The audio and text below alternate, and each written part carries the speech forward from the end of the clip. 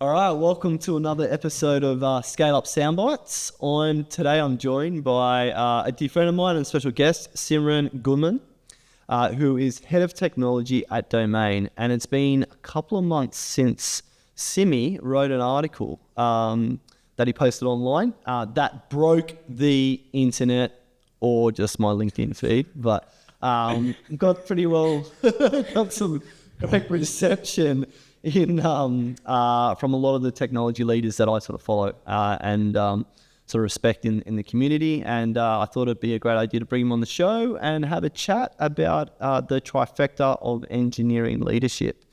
So yeah, thanks, Simi. Thanks for coming on board. Yeah, fantastic. Thanks for having me. No problem. So what led you to come up with the concept of the trifecta? So I don't think anyone is unfamiliar with the trifecta, to be honest. Okay. Most engineering leaders understand delivery, process, and technology are core competencies for an engineering manager or an engineering leader. What I really try to get out of and try and articulate in the article is actually there's a little bit more nuance to it.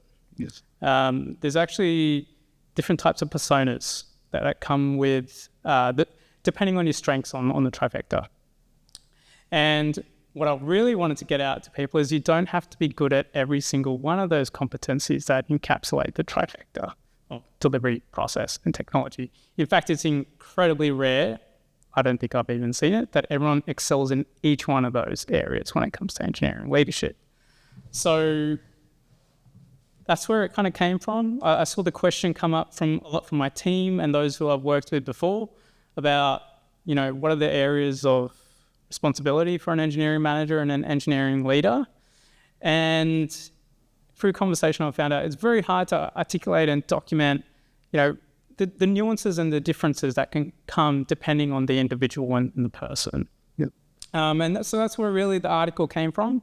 And I'm glad it's kind of taken off. I'm not quite sure if it's broken the internet, but yeah, it was good to get some good reception. There was a lot of activity when it got released. I'll tell you what, it was good. No, so those of you or those who recently listened, so the three concepts or the three focus areas of engineering leadership broke down: technology leadership, delivery leadership, and people leadership. Do you want to elaborate a little bit further on that? Yeah, 100%. So people leadership is the core set of responsibilities an engineering leader has in terms of coaching, mentoring, inspiring their team. Mm-hmm. So this will be your one-on-ones that you would have with your team. This will be how you run your meetings. It'll be about how you inspire your people in meetings. How do you create a vibe and energy in that culture that you can be proud of? That's people leadership. Technology leadership is the technical guidance that you give to the team. Mm. So what is the technical direction? How do you put them in the right path to build high quality solutions?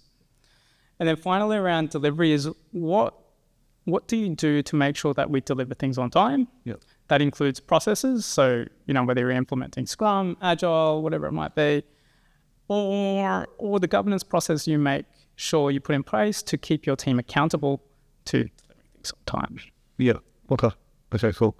Yeah. What I liked about the next part of when after you broke that down in the article, you went on to say that if a leader has a very strong or a focus group on one aspect but neglects the other two, it puts immense burden on the direct reports, their team. It creates an imbalance of things. And it got me thinking about, you ever heard of the concept of like you're either, as a manager, either a shit funnel or a shit umbrella or shit umbrella or a shit funnel. It got me the concept. It's just like, if you're one of them, the delivery process of the expectations from stakeholders are either funneling down, and if you're not being that protector, and then it can go the other way from the technical side of things, right? So 100%. Yeah. What do you think is, why two? Like, why you wrote, that two would be the next thing. Like, why do you think people only need to excel at two and not the three? Yeah, it's an interesting one. I wish I had more scientific evidence around this. It's more come from experience and observations working with a lot of teams, looking at highly effective technology leaders and where they excel the most. So historically, I've seen the high-performing leaders will always have really good strengths in two of those pillars. So whether it's technology and people and technology and then delivery and so forth, the permutations go on. And so yeah, it's just come from observations, to be honest. And it's just, I've also found historically I don't think I've ever seen anyone good at all of them at the same time. Yeah. Again, no scientific evidence for that. Yeah. It's just personal observation. Personal observation, yeah. Which makes sense. I think you mentioned time as one thing, and as I was reading that article, that as you grow through your career, like when I see people from engineers go into leadership roles, so tech lead, team lead, development manager, engineering manager, head of engineering, then up to the CTO level, does that shift? Does that person or persona, will they drop that technology, the technology leadership skills and pick up the delivery leadership skills? Will they become better people leaders? What does that shift over time? And if so, if you're looking to hire people in these sort of leadership roles, or even be on the board for a CTO type of role, what are you looking for in those type of roles? Like where would people excel better? Yeah, interesting. So talking from personal experience, my strengths have shifted and changed over time, just like what you were saying. They've kind of evolved depending on the context, the organization, and the support that I had around me. So, when I first delved into engineering management, I was definitely more on the tech leadership side. And that was due to the fact that I knew the systems, because I was promoted in the organization, which I knew and coded everything that was there. Yeah. So I was very much more on the tech leadership side, and perhaps a bit of delivery as well. As then, Agile and Scrum was only starting to take off, and I was like, oh, this is something I'm quite passionate about. So those were two things that I would say I was quite good at the start. But over time, I think I've shifted a lot more to probably people leadership. And I think naturally a lot of people do on the progression of their career path, as influencing other people, inspiring other people becomes ever more important when you move up the ladder. Okay, yeah. So yeah, it will shift and change over time, but it's also contextual and organizational. Yeah. So for example, in my previous organization, there were very strong tech leaders in my team. For that reason, I decided not to be more of a tech leader. I saw the gap that there's a far larger gap in people leadership. So I went, you know what, I'm going to focus there because that's where I think there is a gap in the organization. Yeah. At the moment, I'm probably more on the people and tech leadership side. But again, it depends, like I said. There's some times where it's better for others. If you're a pure tech leader, you'd probably fit in an organization which is lacking a lot of tech strategy and tech direction. If you're on the more people side, then hopefully there's a stronger tech structure around you to create that technical direction and roadmap, and you can focus on taking that tech direction and influencing the people on your team and getting them on board and taking them on the journey. Yep. So I hate to always answer these questions with it depends. Yeah. No, and it would be super contextual. What do you think would be advice to people looking to move into leadership skills and they know they're good at one? So like, and yeah, I don't want to feed you with for what do you think would be advice around that? So first is validating your strengths and weaknesses with your manager. Yeah. So have a conversation clearly with your manager and where you want to be and where you want to go. Identify or self-assess yourself on where do you think your strengths are. Get your manager to do the same for you. And then start to figure out, what's a delta there? So they might say you're really good at people leadership, but you're like, no, I think I'm more of a good tech leader. And then you go, okay, why is there a difference? So first figure that out just to validate your assumptions on where your strengths and your weaknesses are. And then once you've identified what your weaknesses are, then start to have a conversation with your manager about how do we need to go about creating that development plan towards it. If you're lacking in people leadership skills, start ramping yourself up on people leadership. Yep. Read a lot is my recommendation. That's definitely what got me into people leadership at the start, reading inspiring people. Like Simon Sinek, like the regular ones, right? That's how we all start, on the leadership path, and then you kind of realize after a period of time it's all the same. And anyways, but reading is kind of a key one that I would recommend. Create that development plan, as I mentioned earlier, with your manager. But also be quite clear with them about where you want to be, right? Like where I started. If you do want to be a head of engineering, then talk to your manager. In your organization, what is expected of that head of engineering? Is it more of a tech leader? Is it more of a people leader? Or is it more of a visionary? Who knows? Create that clarification first. Yeah. Okay, cool. And I think I really liked what you were saying before about looking around you in terms of like where the gaps are. And you mentioned like finding that delta, but also noticing, if you do have really strong technical side or the technical team around you and that sort of thing, as a leader, would you look at that and say, well, look, I can probably step away from that because I've got some pretty smart people around me if I'm looking to move up into that.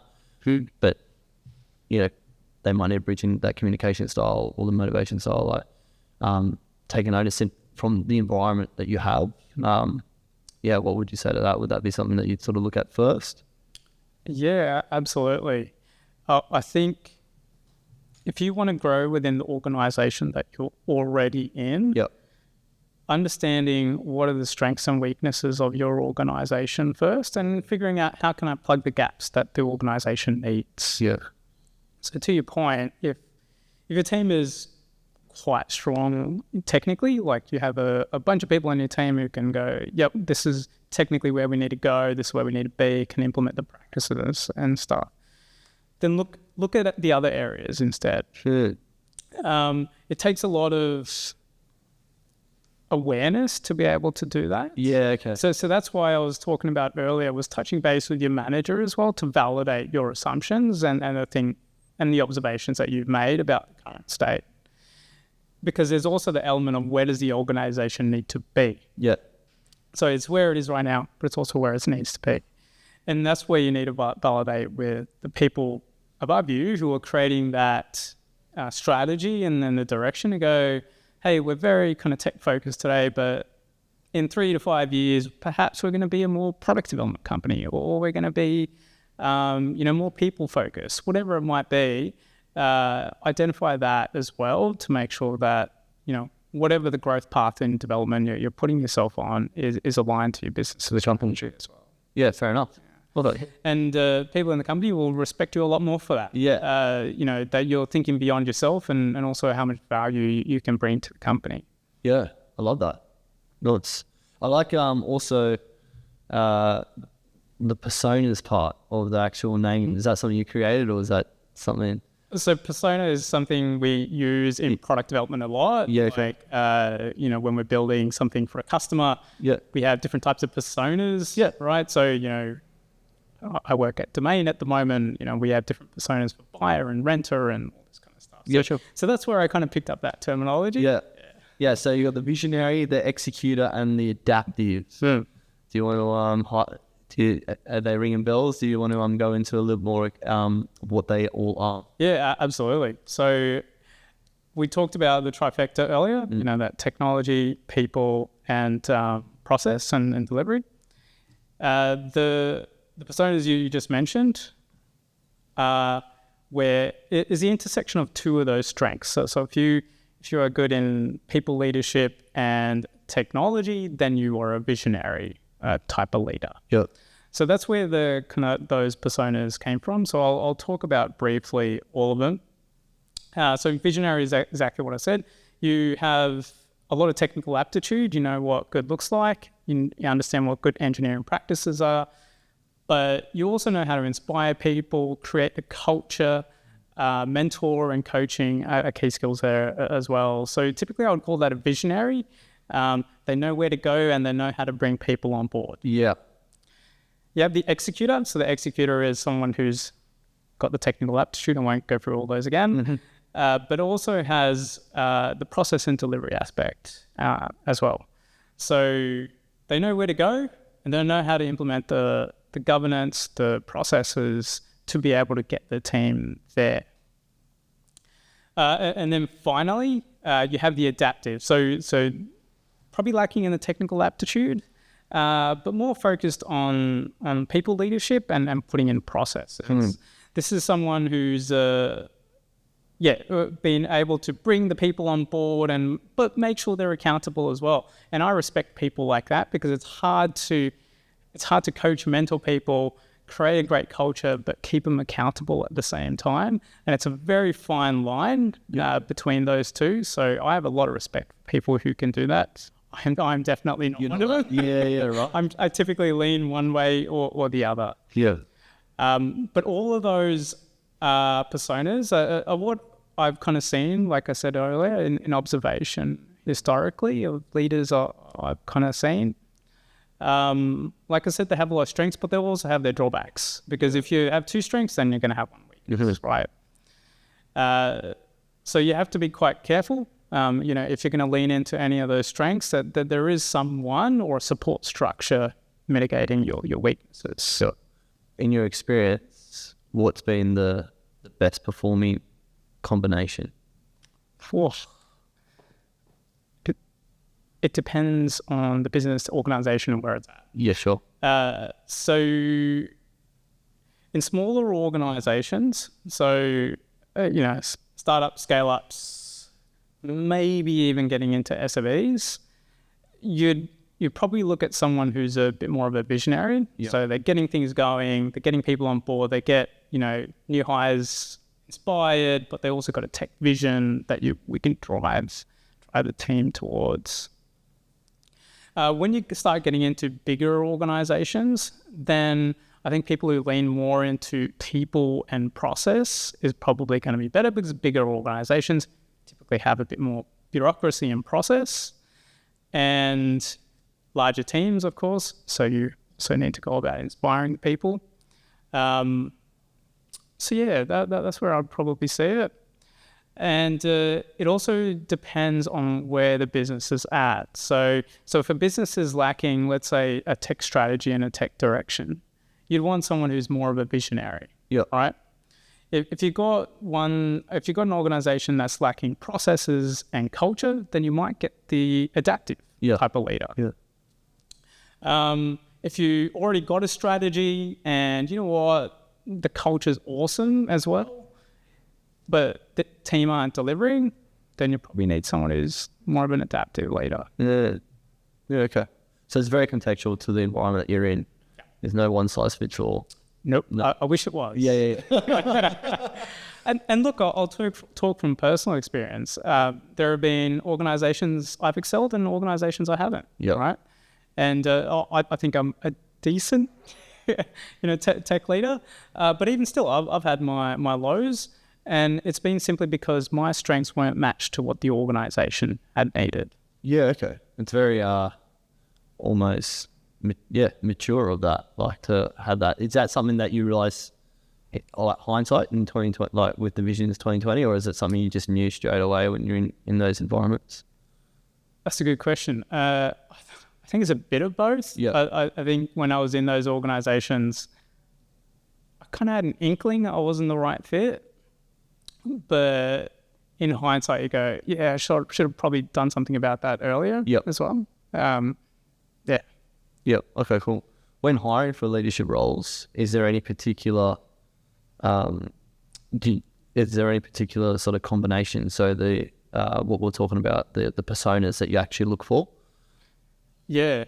So before you even get into hiring, this is a good framework to identify what are the strengths that you need in your organization. Oh, yeah, sure. So yes, there are core responsibilities that an engineering manager and an engineering leader has across all those pillars, across the trifecta. But before you even go into hiring, it's good to go, okay, I need to focus on someone who's going to build a tech strategy for us. Okay, you know what? I'm going to try and hire a more visionary type leader. So it's good to use the framework that way. So how do we pick that out? There's a couple of things that I do, particularly looking for engineering managers and leaders. Looking at their experience, looking at their trajectory in particular. What do you mean by that? So what I mean by trajectory is what are the obstacles they've overcome to get to the success that they have. People have already been set up for success in roles. I'm not looking for those people. I want people who've got over obstacles to get to where they are. Mm-hmm. I think we often hire for experience, but not necessarily growth. So I can elaborate a little bit more on that. And it's identifying in an individual how quickly they can adapt and learn from situations. I think that's far more important these days in an ever-changing environment than the actual experience and the hard skills itself. Looking for growth and trajectory. The other key element I look for in engineering managers is that people leadership aspect. I personally think that's quite important.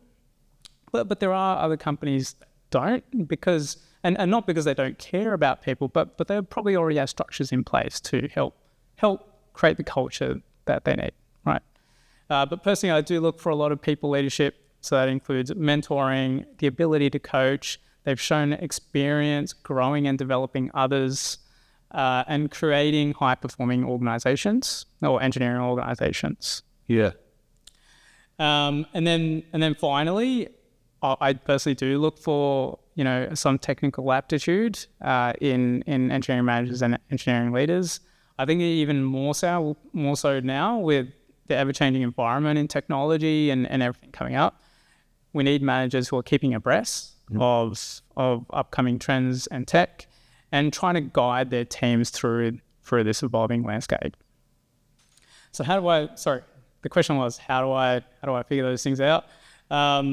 So I try to have a multi-step process for hiring someone, each looking at different areas of the trifecta.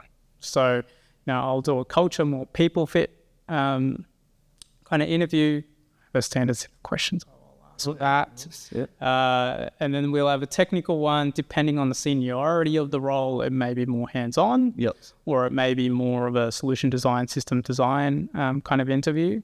And it's not necessarily to see how, particularly the system design interview, how hands-on someone will be, but it's, do they have enough of an idea of how things plug together to make informed decisions at an architectural level? And then the last one will probably be around that more process and what I'll say is team fit. So can this person put in the right processes to keep the team accountable, but also do the team like this person? Can they get along with this person? Will they respect this person? How important is that likability? So likability, I'm personally probably a bit of a people pleaser, so I like the likability aspect.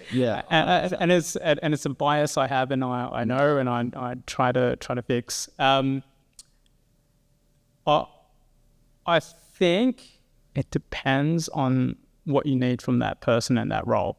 So if you are looking to fix your culture, if you're looking to fix variety of aspects of the mentoring and coaching that I was talking about, team development, building high-performing teams, then probably you do need some likability aspect to that person. If you're looking at more transformation, you have to get a guy in or a girl in. That's just going to come in and get things done no matter what. And unfortunately, that they will not be liked in that process. So if you're going for transformation, then likability doesn't matter too much. Yeah, it's interesting. Is that transformation piece where a person can really just go in and get stuff done. Just go in, drive, get it done. Yeah. That is super fascinating. I really love the fact about what you're looking for with growth. And, you know, we talk a lot about like with scale up as a business here, we've gone through a bit of a evolution of change ourselves and just thinking about what our core values are, of how we represent. And the one word that we kept going back to with people that we want to do business with and the networks that we build is growth and how we can help them grow, but how they've also grown through their journey. Because that's what we find, like with a lot of the companies that we talk to, what people want to hear is that growth story of overcoming challenges and not just that experience that they've had. So yeah, it's a great word. Yeah, it's pretty refreshing to hear you say that as well. Yeah, I think growth and trajectory. Trajectory, yeah. I haven't heard that before. I think of it as trajectory. Yeah. Growth is kind of a similar thing. What I mean by trajectory is someone's on the path. You know, they're growing very quickly. They're learning and adapting. They're trying new things. You know, they're on an accelerated path, and those are the types of people I like to look out for. Yeah. Because it tells me that they can adapt to any situation, and with any business today, it's constantly changing and evolving. It's becoming really important. Yeah, and business is changing and evolving. Yeah, it's a rapid landscape. All right, mate. Look, thank you so much for your time. There's a few, you know, you've broken down a bit further, which is great, and it's a great article. I suggest you read it if you haven't read it already. Super easy to read, and pretty. It's got some cool little Venn diagrams in there, so loving the skill set there. You mentioned a couple of books though that you were sort of talking about. I asked this question to all of the guests: what's your favorite book in terms of, and it can be anything. Doesn't have to be like just a leadership book or something like that. But what's your favorite book and why? Well, this is an old one, but I've read it very recently because it was recommended, and it was Freakonomics. Yeah. It's a good book. Great book, and obviously awesome nuggets in there, like on just what are mundane kind of situations, I would say. But the reason I love that book so much was it forced me to question everything that I assume was correct. Yep. You know, and particularly questioning whether particularly when in businesses where they talk about correlations of data and go, well, is it a correlation or is it causality? Yes. And so I really enjoyed that book. You know, it just made me question everything, particularly data that's presented in businesses. Yeah. Two things that spring to mind there, and I haven't read this book in a long time, but I remember there was like 4 or 5 key core parts to it, and I remember the sumo wrestling one. They look at the hierarchical structure to sumo wrestling and why it's a silly thing to bet on because one person's always going to win or something like that, which is great. But I also remember why, and it's something that's probably evolved a lot more now, and I'm interested to get your take on it. Is they broke down why there aren't many female CEOs. And they broke down to that, exactly what you were talking about in terms of correlation of data. And they were just pretty blunt to the point of there's not as many female people with economics degrees or finance degrees in general, but then also they laid heavy weight on the pregnancy tax. And I was like, when I read that at first, I was like, oh, okay, yeah, sure, makes sense. I was like a 24-year-old. But now, being the hindsight and learning everything that we know about diversity, I haven't read it in a long time, so I would have to reread it again. But I was like, I don't know anymore. I think things have shifted and changed since then, for sure. But yeah, like I said earlier, it wasn't so much the data itself and the scenarios it presented in the book. It was just the way of thinking of like an economist, of questioning everything, whether it's... you know, and questioning the assumptions of what we're doing as well. So that's what I really liked about it. Yeah, no, I love it. No, it's a great book. Yeah, highly suggest reading it. The other thing I wanted to, so you remind me of 2 things. There was a questionnaire that got released at the end of the year, and it was exactly about that, of like your assumptions of what the media presents and the actual reality of it. And it's like 20 questions about like, you know, are we getting better in the world, you know, and things like about aging population, about global warming, about things, and it's like your perception of it and what the actual reality is. Can't find it. If I find it, I'll send it to you because you'll love it. It's really good, and it's very, very eye-opening. All right, cool. Who do you think has been the most influential person in your career and why? Cool.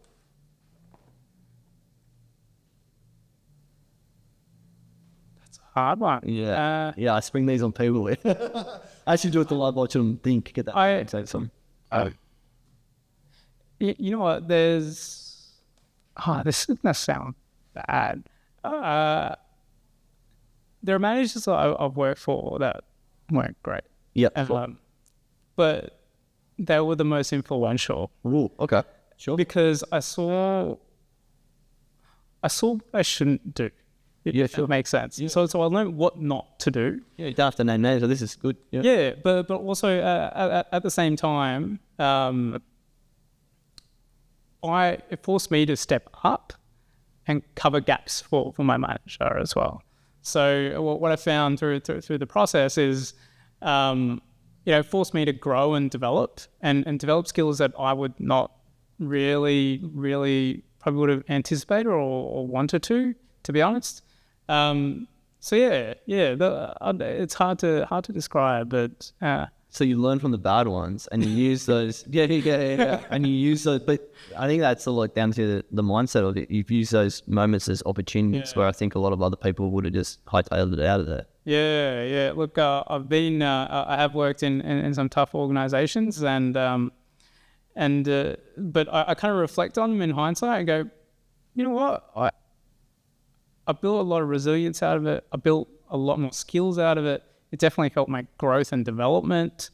I've probably been a bit more controversial, but sometimes I do pick organizations, which, by the way, don't. It has nothing to do with any of the companies I've worked at very recently, for sure.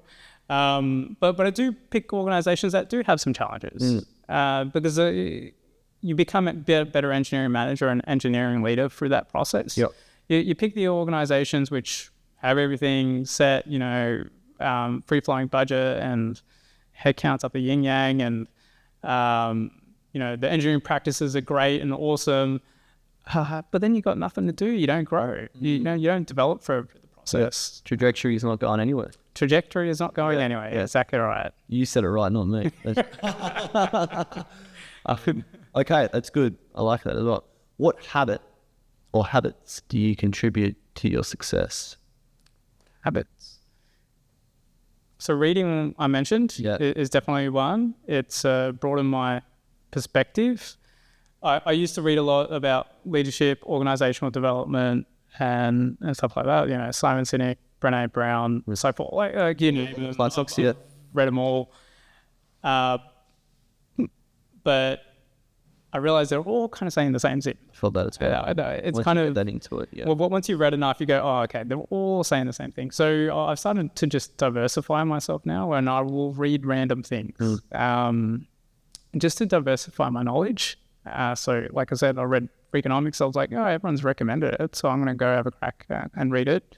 I read about marketing as well and growth hacking. I'm starting to learn more about like economics and stuff like that. So I was like, they're just things I'm genuinely interested in, and I think will broaden and breadth of my skills. Reading, definitely one habit. One habit I've started to shift probably in the last couple of years is becoming more of a morning person. Yep. Yeah. So I used to be a night owl, and I'd stay up at 1, 2 o'clock and then do my work at night and stuff like that. But then I met my wife and she's a morning person. So one of us had to compromise, and I was like, okay, I'll shift my schedule. And, but now I'm hooked. I love the morning routine, and it's been great. I get my focus time in the morning without anyone nagging me. Yeah. I get the opportunity to kind of, do my exercise and stuff like that, but without anyone kind of bothering. So I'd say that those have probably been the two biggest habits I've adopted in the last couple of years. So that's made, a lot of change. Yeah, I love being a morning person. So my wife hates it because she's the opposite. But I can't.